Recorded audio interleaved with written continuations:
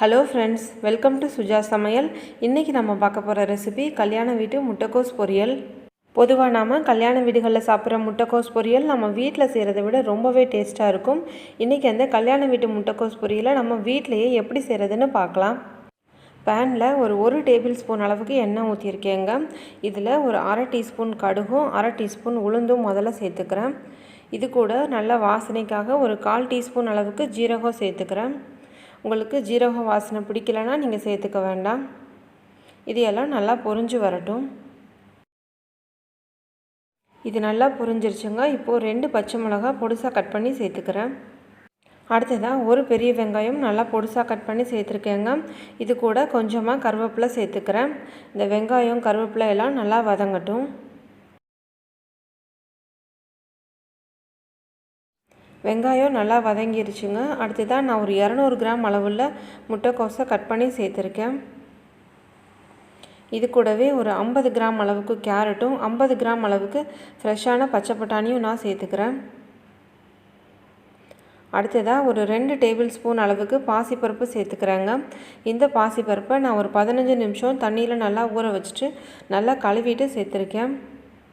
இந்த பாசிப்பருப்பு, கேரட், பச்சை பட்டாணி இது எல்லாம் தாங்க இந்த முட்டைக்கோஸ் பொரியலுக்கு ஒரு நல்ல டேஸ்ட் கொடுக்கும்.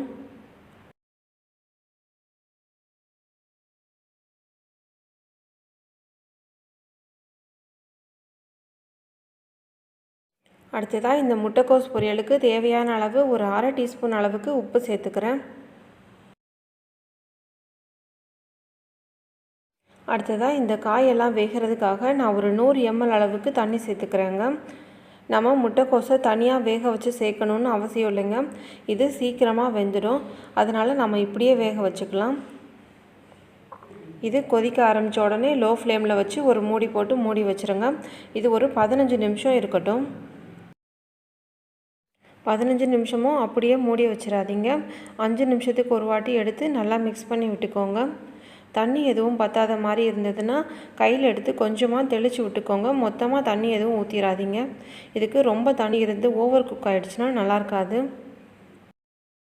இந்த காய் வேகிறதுக்காக தண்ணி சேர்த்ததுலேருந்து கரெக்டாக 15 நிமிஷம் ஆகிடுச்சுங்க.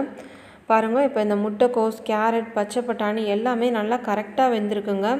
இதுக்கு மேலே வெந்தால் இது நல்லா இருக்காது. இப்போ தான் அது சாப்பிட நல்லாயிருக்கும். இப்போது நாம் இந்த தண்ணியெல்லாம் நல்லா ட்ரை ஆன உடனே நம்ம ஸ்டவ் ஆஃப் பண்ணிடலாங்க. அடுத்ததாக ஒரு 3 டேபிள் ஸ்பூன் அளவுக்கு தேங்காய் துருவல் இதில் சேர்த்து நல்லா மிக்ஸ் பண்ணி விட்டுக்கலாம். அவ்வளோதாங்க, ரொம்ப ரொம்ப டேஸ்டியான கல்யாண வீட்டு முட்டைக்கோஸ் பொரியல் இப்போது ரெடி ஆகிடுச்சு.